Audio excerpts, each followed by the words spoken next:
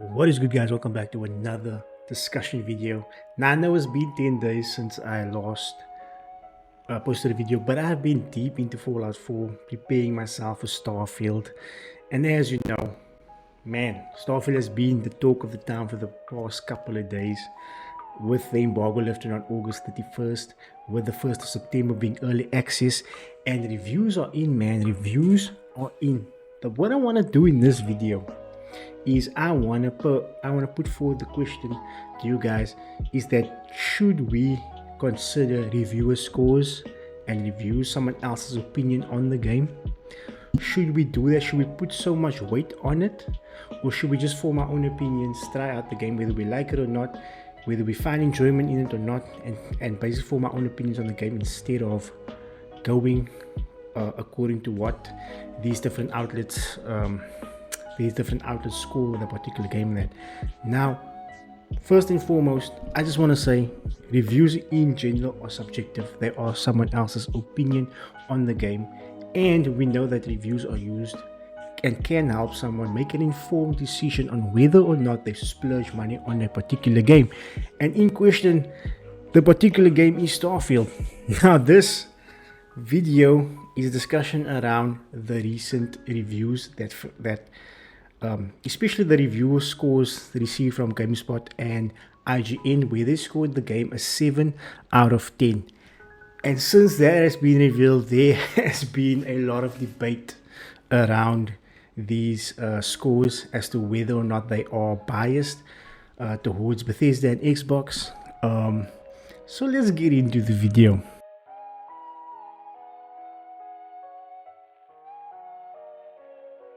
Now, first and foremost, Starfield on PC is currently sitting on Metacritic with an 88 overall rating with 50 critic reviews, and on the Series X at Xbox it's sitting on 87 Metacritic score with 54 critic reviews. Now, by all means, this is damn great, and this is what Xbox and Bethesda needed. This is a W for Xbox, so yeah. But for some reason there is still assumptions that 87, 88 rating of this is not good. And we'll get to that later in the video with some console warrior drama as per usual. But 87, 88, man, I just want to say congratulations to Xbox and Bethesda. I think I just repeated myself, but yeah, man, they needed this, and it's a big W for them. But with that being said, the review in question is the one by Dan Stapleton over at IGN USA, that scored the game on a 7 out of 10, saying that the game was played with issues, or instead should I say forces working against it, which is a number of issues. And I've watched various reviews and live streams gameplay of the game, and there is a consensus right around that they on these particular issues that they are relevant. So it's not just coming from Dan Stapleton, this one reviewer, it's coming from various other reviewers, and that is the combination of disjointed space travel, non-existent maps, and aggravated inventory management with a slow rollout of essential abilities. So that in a nutshell is the consensus right around that everybody's having, that everybody's criticizing of Starfield with the early access reviews. And I must say, to be honest, I'm a bit disappointed with the space exploration thing, because like I said in my previous prediction video, I think what I expect, I wanted some great space traveling, not by means of No Man's Sky, but exploring and finding great things like legendary aliens, life forms that you could be hunting, abandoned space stations and things like that has a rich story attached to them.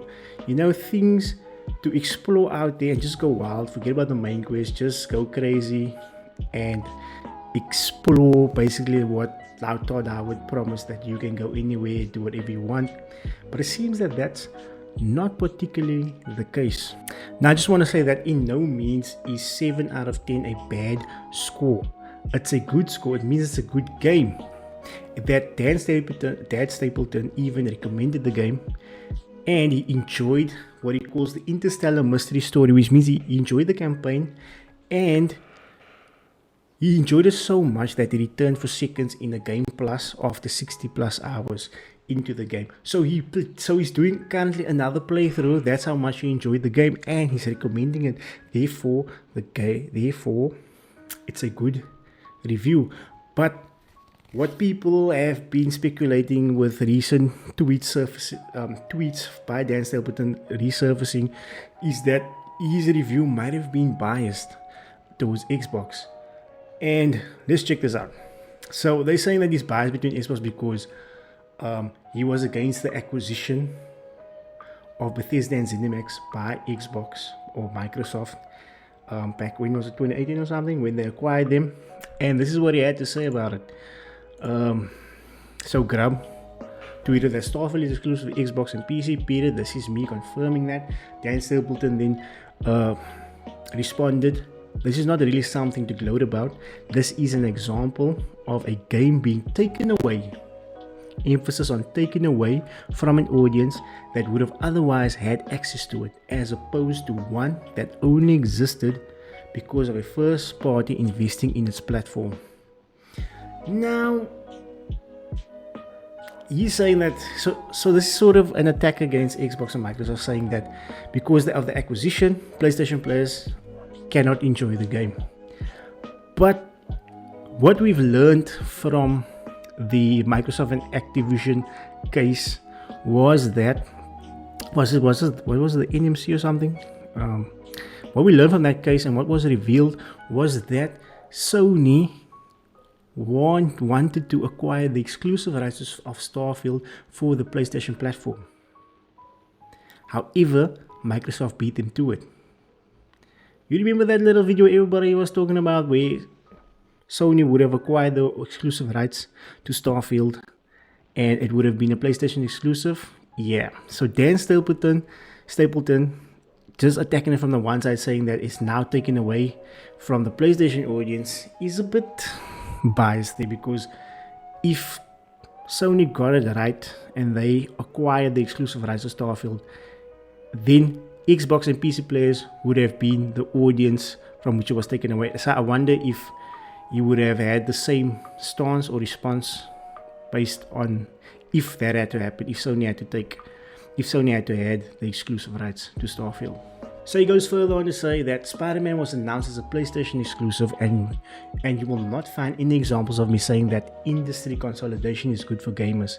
Good for first parties, absolutely, but those are not the same thing. But however, Spider-Man was always a multi-platform franchise for years, and Starfield was never announced to be multi-platform from what I can remember.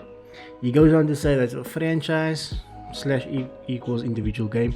The fact that Starfield was announced without specific platforms means it was not announced as a platform exclusive as Spider-Man was. Now, as you know, Spider-Man, the Marvel character to which Marvel owned the rights. He then goes further on to say that Spider-Man was announced as a PlayStation exclusive, and you will not find any examples of me saying that industry consolidation is good for gamers. Good for first parties? Absolutely, but those are not the same thing. Now, as you recall, Spider-Man was never exclusive to a specific console. It used to be on Xbox and PlayStation, right? But then he says that the fact that Starfield was announced without specific platforms means it was not announced as a platform exclusive as Spider-Man was. Now, correct me if I'm wrong, but I believe Marvel approached Xbox to do a Spider-Man game and they declined it. I'm not too sure about that, but this is the same instance where they made Spider-Man an exclusive. They got the exclusive rights to it and they removed it from other platforms. They removed it from PC and Xbox. So they again, as he said in his previous tweet, has taken away a game from a specific audience. So why is he not applying the same principle here, or the same critique that he is applying to Xbox for acquiring the exclusive rights for Starfield by buying Bethesda? So when I read these tweets, it seems like maybe there might be a bias towards Xbox and Microsoft and thus Bethesda, and maybe that could have affected his scores to why maybe wasn't an 8 or 8.5 or higher. But what you should take away from this is that the game was recommended, and he did enjoy the game. That he's doing another playthrough of the game with a new game plus. The problem that comes into it is, and the problem that I have with IGN reviews, is that it's always a different individual that is reviewing games on the IGN channel. It is not one specific individual. Like, for example, if you take Angry Joe, if you take Skill Up, if you take Luke Steffens, Mr. Mary Plays, these are guys that review the video games themselves on the channel, so you know what to expect. You know their likes, you know their dislikes. Take, for example, a Skill Up. He had a review where he disliked The Last of Us, and me personally, I think The Last of Us was a masterpiece. Many people think, and in many people's opinion, they think that The Last of Us was a masterpiece, the first one, but yet he hated it. Therefore, when you watch the reviews, you know exactly what to expect. You know their likes and dislikes. Whereas with IGN, it's a different person for each game. Therefore, I do not put much weight into the IGN reviews, and therefore I think that people are reading too much into the review score. Now, personally, I have not yet played the game. I will play it on September 6th when it launches, and I cannot wait to get my teeth into that game, to sink my teeth into that game, because I am still excited for the game. The game is an overall rating of 88, 87. I'm playing it on my PC and I'm playing it on my Series X as well, so I cannot wait to play this game. And once I start playing it, I want to form my own opinion. I want to see if I love the game or not. The game could be a 5 out of 10, a 4 out of 10, it could be a 10 out of 10, who knows. But I think people are reading too much into reviewer scores. Then on the other hand, you have console warriors, or should I say foolish console warriors, that latch on to such reviewer scores just because it fits the narrative of spreading negativity and just ruining everybody's experience, whether it's good or bad. They just, anything that fits the narrative, they're going to latch onto.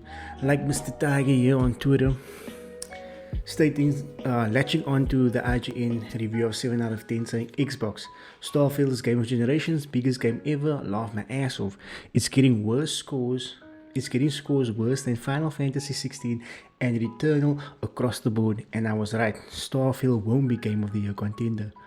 Well, buddy, I hate to break it to you, but 7 is still a good score. As the screenshot you show here, a good game, recommended, and the reviewer is having fun with the game. You are reading way too much into the game. Way too much. Now see, this is the negative side of where console warriors, foolish console warriors, grab onto narratives, they grab onto these review scores, simply because it fits the narrative of spreading negativity and hating on the game. Furthermore, you got it. Then he says many tens. These come from Xbox websites. I'm missing my words there. He says many tens. These come from Xbox websites. Laugh my ass off. The actual score is around 5 to 7 out of 10. Xbox websites, is that so? Let's have a look. So you telling me that currently IGN Spain, Gamerant, Washington Post, Gaming Bible, Gaming Bolt, Hey Poor Player, Attack on the Fanboy, CGM Magazine, IGN Brazil, Gaming Age, all of those are owned by Xbox and they are Xbox websites? Now, maybe the ones that have Xbox in their name, I could maybe give you that. Maybe they are Xbox websites, Xbox fan, and maybe, who knows, maybe they are even biased. I don't know if they are Xbox owned websites or whatever. Let me know in the comments down below if they are. But you telling me that Xbox owns Gamer and they own IGN Spain, IGN Japan, and things that gave this game perfect scores, that gave this games 9 out of 10s, 95 out of 100. Really? Come on, man. Come on. That is why you're just latching on to those scores that match your narrative. Then we have guys like the Way Dragon. More reviews landing from people outside of Xbox. Hand-picked reviews with a bias posted. The Starfield review calls it a disaster. It's completely soulless. Loading screen simulator. Wow. Here again, we have another fanatical console warrior grabbing onto specific reviews because it matches his narrative. Now, I watched this review. This is an all-out. It's just an all-out going so hard, ripping the game apart, saying this and that. Now, worth a buy. That is his opinion. That is his rant on the game. He's entitled to it, man. That's how he feels about the game. But the fact I want to stress here is the fact that where Dragon is specifically looking at the reviews that matches his narrative and spreading that negativity, man. Come on. But you know what? Here is the perfect response, which I believe is the perfect response to his tweet right here that someone responded here onto. HST says, you do more marketing for this game than the Xbox people. The thing I've never understood about social media is how people constantly advertise things they don't like, totally defeating the purpose of not liking it. Oh well, good luck in your journey, my friend. Wow, that right there is the perfect chef's kiss response to this thread. It's crazy.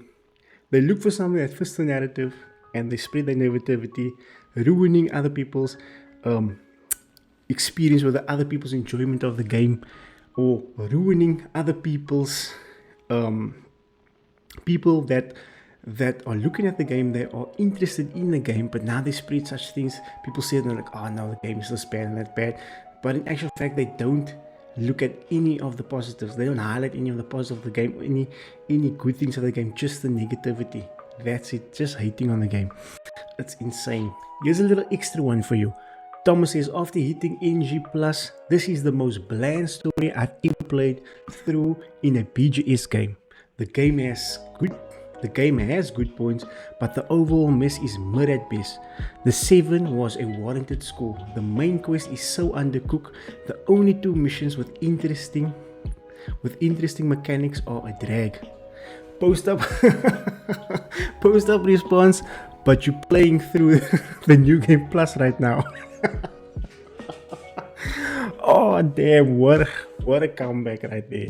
It's just a little banter that I just want to put that there.